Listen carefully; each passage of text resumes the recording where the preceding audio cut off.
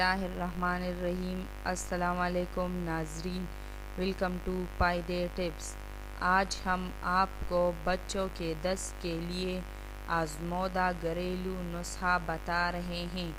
سب سے پہلے جس نے ہمارے چینل کو سبسکرائب نہیں کیا تو وہ ہمارا چینل ضرور سبسکرائب کرے۔ چھوٹے بچوں کو عام طور پر جن بیماریوں کا سامنا کرنا پڑتا ہے ان میں سے ایک بیماری دست اور اسہال بھی ہے۔ اس میں ہرے پیلے دست بچے آنے کی شکایت ہوتی ہے۔ اس کی وجہ عام طور پر دودھ کا ٹھیک طرح سے ہضم نہ ہونا ہے۔ صفائی کا خیال نہ رکھا جائے تو بھی دست لگنے کا خطرہ ہوتا ہے۔ بچہ اگر ماں کا دودھ پیتا ہے تو ماں کی کوئی غذائی بے احتیاطی بچے کو دست لگنے کا سبب بن جاتی ہے۔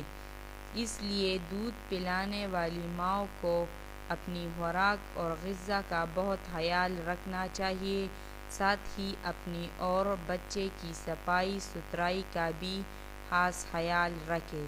اگر بچے کو دست لگ جائے تو اسی صورت میں بچوں کے لیے دست، خشک پودینہ سرپ پتے اور چھوٹی الائچی کے دانے ہم وزن لے کر باریک پیس لیں اور اس کے برابر وزن چینی ملا کر بچے کو تھوڑا تھوڑا چٹائیے۔